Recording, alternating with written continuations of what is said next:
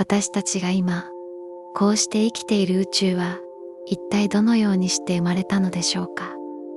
夜空を見上げると、無数の星々が輝いています。その星々、そして私たち自身も、すべては約138億年前の出来事から始まりました。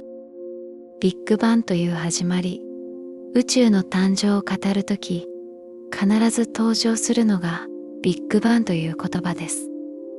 この言葉を聞くと、何か巨大な爆発があったように思えますが、実際には少し違います。ビッグバンとは、爆発というよりも空間そのものが急激に広がり始めた出来事なのです。約138億年前、宇宙は想像を絶するほど小さな一点に、すべてのエネルギーと物質が詰め込まれていました。その大きさは原子よりもはるかに小さく、私たちの日常的な感覚では理解できないほどの小ささです。そして、その一点は信じられないほど高温で、密度も極限まで高い状態でした。そこから宇宙は急激に膨張し始めました。この瞬間こそが宇宙の誕生の瞬間です。爆発というよりも空間そのものが生まれ、広がっていったと考えた方が正確でしょう。風船を膨らませるように宇宙は内側から外側へと膨らんでいったのです。宇宙が誕生してから最初の1秒間に驚くべきことがたくさん起こりました。この1秒間は宇宙の歴史の中で最も劇的な時間だったと言えます。誕生直後の宇宙の温度は約1兆度にも達していました。これは私たちが知っているどんな高温とも比べ物になりません。太陽の中心部の温度でさえ約1500万度ですから、その何万倍も高温だったのです。この極限状態の中では、物質は今私たちが知っているような形では存在できませんでした。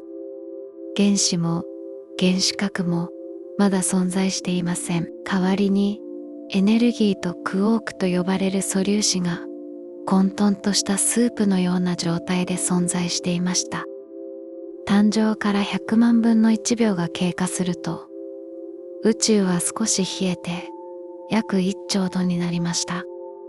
この温度になると、クォークが結合して陽子や中性子といった粒子が形成され始めます。陽子と中性子は後に原子核を作る基本的な部品となります。最初の1秒が終わる頃には、宇宙の温度は約100億度まで下がっていました。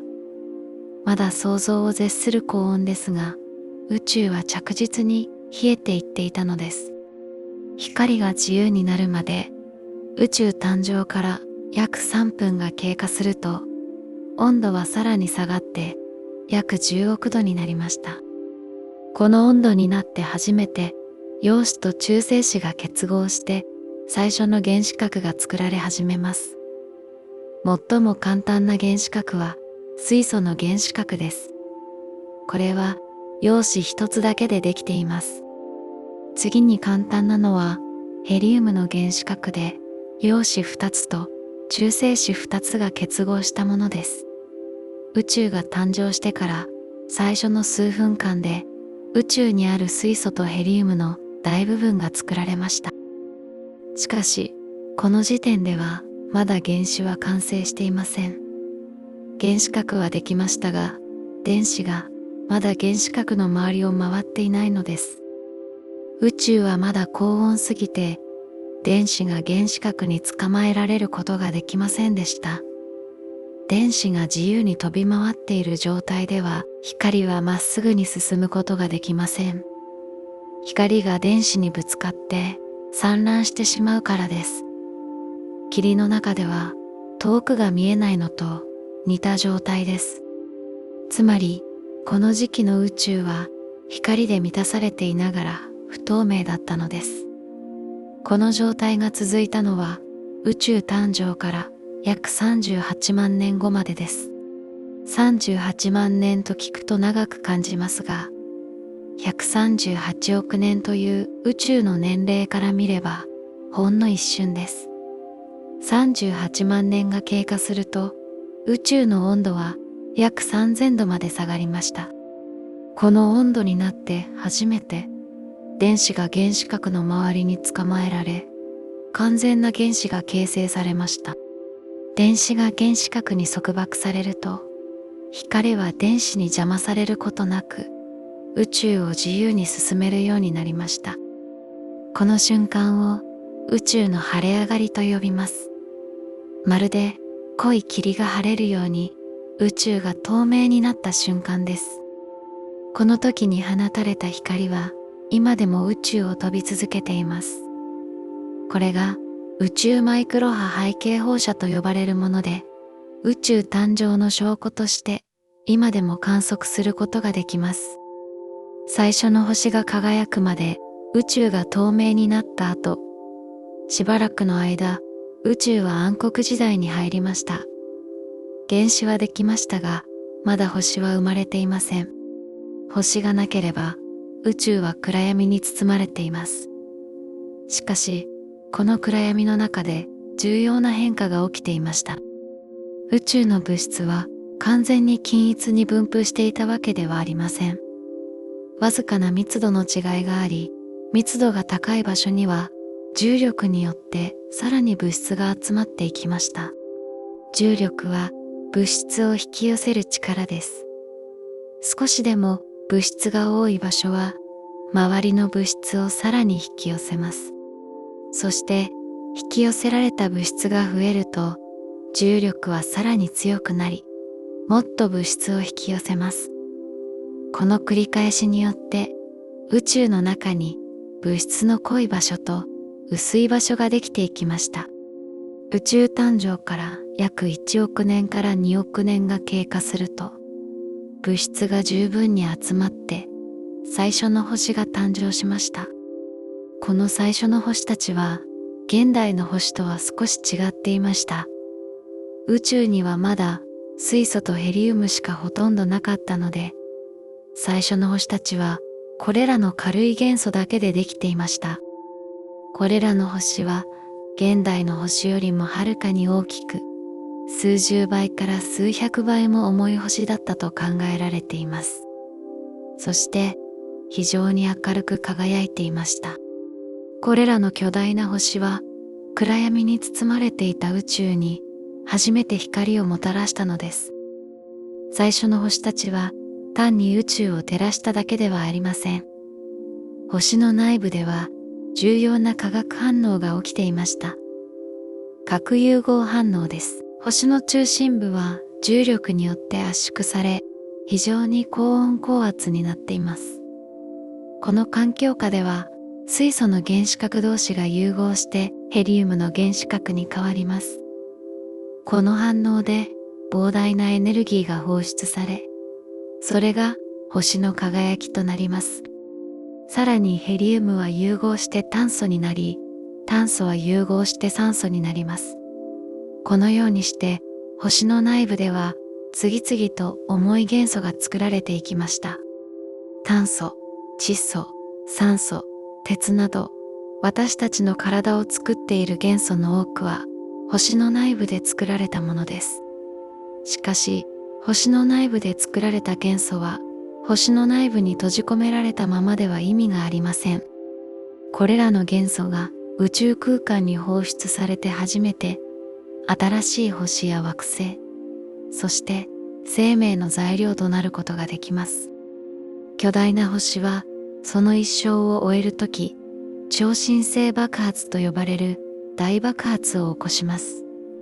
この爆発は一瞬にして銀河全体の明るさに匹敵するほどの光を放ちます。そしてこの爆発によって星の内部で作られた元素が宇宙空間にばらまかれるのです。超新星爆発では鉄よりも重い元素も作られます。金、銀、プラチナ、ウランといった元素は超新星爆発の瞬間にしか作られません。つまり私たちが身につけている金の指輪も、かつて超新星爆発を起こした星の残骸なのです。星が生まれ、そして死んでいく中で、宇宙の構造も次第に形作られていきました。重力によって物質が集まり、星の集団ができます。これが銀河です。銀河は数千億個もの星が集まった巨大な構造です。私たちが住んでいる天の川銀河もそのような銀河の一つです。宇宙には観測可能な範囲だけでも約2兆個の銀河が存在すると考えられています。最初の銀河は宇宙誕生から数億年後に形成され始めました。初期の銀河は現代の銀河よりも小さく不規則な形をしていました。これらの小さな銀河が重力によって互いに引き合い、合体してより大きな銀河になっていきました。銀河の形成は決して滑らかな過程ではありませんでした。銀河同士が衝突したり、小さな銀河が大きな銀河に飲み込まれたりすることが頻繁に起こりました。このような激しい相互作用を通じて、銀河は成長し、様々な形に進化していったのです。現在の宇宙には様々な形の銀河が存在します。私たちの天の川銀河のような渦巻き銀河、楕円形をした楕円銀河、不規則な形をした不規則銀河などです。これらの多様性は銀河の形成と進化の複雑な歴史を物語っています。ここまで宇宙の誕生と進化について説明してきましたが、実は私たちが直接観測できる物質は宇宙全体のほんの一部に過ぎません。宇宙の大部分は私たちがまだよく理解していない謎の物質とエネルギーでできているのです。ダークマターは光を出さず、光を吸収もしない謎の物質です。直接観測することはできませんが、その重力の影響から存在が確認されています。銀河が回転する速度や銀河団の動きを説明するには、目に見える物質だけでは足りません。ダークマターの重力が加わって初めて観測結果を説明できるのです。科学者たちの計算によると、宇宙の物質の約 85% はダークマターでできています。つまり、星や惑星、そして私たちの体を作っている普通の物質は、宇宙全体の物質の 15% に過ぎないのです。さらに不思議なのが、ダークエネルギーです。1990年代の終わり頃、天文学者たちは驚くべき発見をしました。宇宙の膨張が加速しているというのです。宇宙が膨張していること自体は、ビッグバン理論から予想されていました。しかし、重力の影響で膨張は次第に遅くなっていくと考えられていました。ところが、実際には膨張は加速していたのです。この加速膨張を説明するために提唱されたのがダークエネルギーです。ダークエネルギーは空間そのものが持つエネルギーで、反重力のような働きをして宇宙を押し広げていると考えられています。現在の推定では、宇宙全体のエネルギーと物質のうち約 68% がダークエネルギー、約 27% がダークマター、そして普通の物質はわずか 5% に過ぎません。つまり、私たちが知っている宇宙は全体の 5% に過ぎないのです。宇宙誕生から約90億年が経過した頃、天の川銀河のある場所で私たちの太陽系が誕生しました。今から約46億年前のことです。太陽系ができる前、その場所には巨大な分子雲がありました。分子雲はガスと塵からなる雲です。この雲は主に水素ガスでできていましたが、過去の星々が作り出した様々な元素も含まれていました。何らかのきっかけで、おそらく近くで起きた超新星爆発の衝撃波によって、この分子雲の一部が収縮し始めました。重力によって物質が中心に向かって集まり始めたのです。収縮が進むにつれて、雲の中心部の温度と圧力が上昇していきました。そして雲の大部分は円盤状に広がっていきました。この円盤を原始太陽系円盤と呼びます。円盤の中心部では温度と圧力がどんどん高くなり、最終的には核融合反応が始まりました。この瞬間、太陽が誕生したのです。太陽は太陽系の全質量の約 99.8% を占める巨大な天体です。太陽の周りに広がる円盤の中では、塵の粒子同士が衝突して、次第に大きな塊になっていきました。最初は微細な塵だったものが、石ころ大になり、岩石大になり、やがて小惑星ほどの大きさになっていきました。これらの小天体は原始惑星と呼ばれます。原始惑星同士も衝突と合体を繰り返し、次第に大きな惑星へと成長していきました。このようにして水星、金星、地球、火星といった岩石惑星が形成されました。太陽から遠い場所では温度が低かったため、水やメタン、アンモニアなどが氷として存在できました。そのため、遠い場所では岩石だけでなく、氷も惑星の材料となりました。こうして木星、土星、天王星、海王星といった巨大な氷と気体の惑星が形成されたのです。地球は約46億年前に誕生しました。当初の地球は現在の姿とは全く異なっていました。誕生直後の地球は溶けた岩石の海に覆われていました。マグマオーシャンと呼ばれる状態です。無数の小天体が地球に衝突し、そのエネルギーで地球の表面は溶けていたのです。地球誕生から間もない頃、火星ほどの大きさの天体が地球に衝突するという巨大な出来事がありました。この衝突で飛び散った破片が集まって月が形成されたと考えられています。この衝突はジャイアントインパクトと呼ばれています。時間が経つにつれて地球への小天体の衝突は減少し、地球の表面は次第に冷えていきました。マグマオーシャンが固まり始め、最初の地殻ができました。そして大気中の水蒸気が冷えて雨となり、地表に降り注ぎました。この雨は数百万年、あるいは数千万年もの間、降り続いたと考えられています。やがて地表には水がたまり、最初の海が誕生しました。海の誕生は生命の誕生への第一歩でした。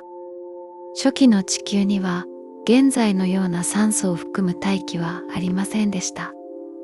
大気の主成分は二酸化炭素、窒素、水蒸気などでした。火山活動も非常に活発で、火山ガスが大気に供給されていました。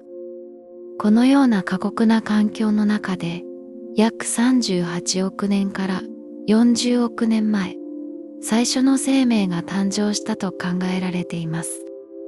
最初の生命がどのように誕生したのか、その詳細はまだ完全には解明されていませんが、海の中で起きた化学反応が関係していると考えられています。最初の生命は単純な単細胞生物でした。しかし、この小さな生命の誕生は地球に革命的な変化をもたらすことになります。約27億年前、光合成を行う生物が現れました。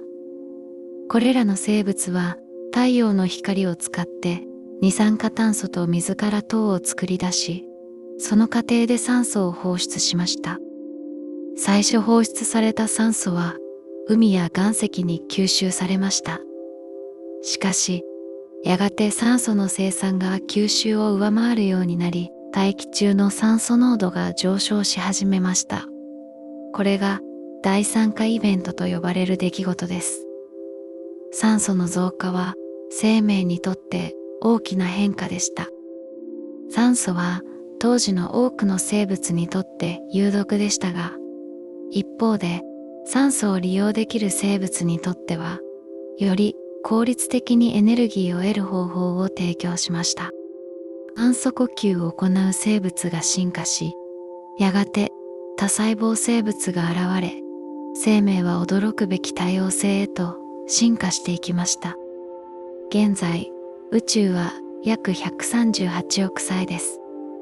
宇宙は今も膨張を続けており、しかもその膨張速度は加速しています。私たちが観測できる宇宙の範囲は、地球を中心とした半径約465億光年の球形の領域です。これを観測可能な宇宙と呼びます。しかし、宇宙全体はこれよりもはるかに大きく、もしかすると無限大かもしれません。現在の宇宙には約2兆個の銀河があり、それぞれの銀河には数千億個の星があります。その中には地球のような惑星を持つ星も数多く存在します。生命が存在する可能性のある惑星も宇宙には無数にあると考えられています。では、宇宙の未来はどうなるのでしょうか。ダークエネルギーによって宇宙の膨張が加速し続けるならば、銀河と銀河の距離はどんどん離れていきます。遠い未来には私たちの銀河から他の銀河が見えなくなるかもしれません。さらに遠い未来、数兆年後には星を作る材料が尽きて新しい星が生まれなくなります。既存の星も次第に寿命を迎え、宇宙は暗くなっていきます。しかし、これは想像を絶するほど遠い未来の話です。今、この瞬間、宇宙は活発に活動を続けています。新しい星が誕生し、惑星が形成され、もしかすると新しい生命が誕生しているかもしれません。私たちと宇宙のつながり、こうして宇宙の歴史を振り返ってみると、私たち人間は宇宙の歴史の中でごく最近現れた存在です。しかし、私たちは単に宇宙の中に存在しているだけではありません。私たちは宇宙の一部であり、宇宙そのものなのです。私たちの体を作っている炭素、窒素、酸素、カルシウム、鉄といった元素はすべて星の内部で作られました。遠い昔、巨大な星が超新星爆発を起こしたとき、これらの元素が宇宙空間に放出されました。それらが集まって太陽系ができ、地球ができ、そして私たちができたのです。天文学者のカール・セーガンは、私たちは星の物質でできているという有名な言葉を残しました。これは単なる詩的な表現ではなく、科学的な事実です。私たちの体の中には、何十億年も前に星の中で作られた原子が存在しているのです。宇宙は138億年という長い時間をかけて進化し、星を作り、惑星を作り、そして生命を生み出しました。私たち人間は宇宙が自分自身について考えることができるようになった存在とも言えます。宇宙の一部である私たちが宇宙全体について学び、理解しようとしているのです。夜空を見上げて星を眺めるとき、私たちは遠い過去を見ています。星の光が地球に届くまでには何年も何百年も、時には何万年もかかります。つまり、私たちが見ている星の光は過去の姿なのです。夜空を眺めることは時間を遡る旅でもあるのです。そして宇宙についての私たちの理解は今も日々深まっています。新しい望遠鏡が建設され、新しい観測技術が開発され、科学者たちは宇宙の謎に挑み続けています。ダークマターの正体は何なのか、ダークエネルギーとは何なのか、宇宙にはどのように構造が形成されたのか、宇宙の最終的な運命はどうなるのか、まだ答えの出ていない疑問はたくさんあります。しかし、それこそが科学の魅力です。私たちはまだ宇宙のすべてを理解しているわけではありません。未知の領域が広がっているのです。そして、その道を探求することで、私たちは宇宙について、そして私たち自身についての理解を深めていくことができるのです。宇宙は138億年前、想像を絶するほど小さな一点から始まりました。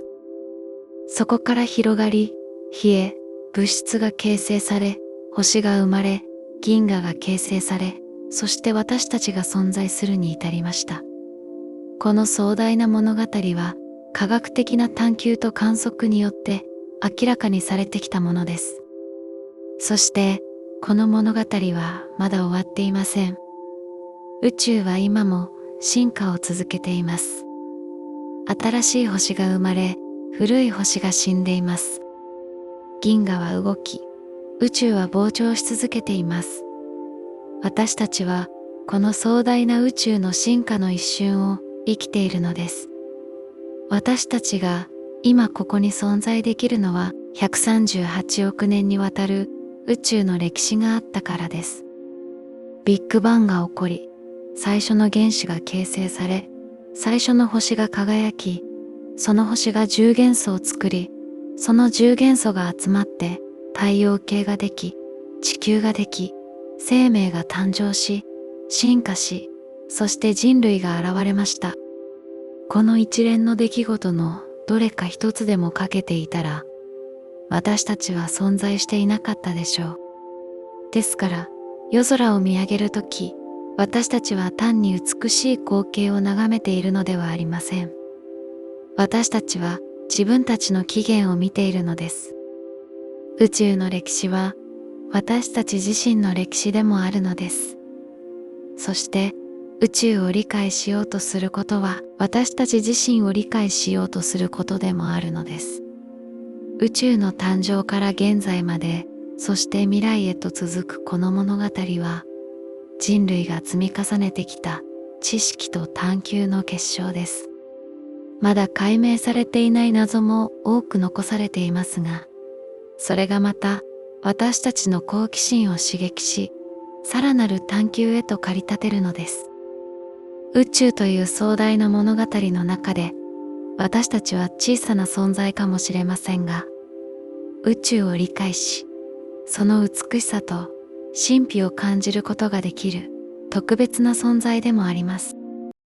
ここからは愛と癒しのソルフェジオ周波数をお聞きになりながら、ごゆっくりとお休みください。ソルフェジオ周波数とは、特定の音の周波数が心と体をリラックスさせるとされる音です。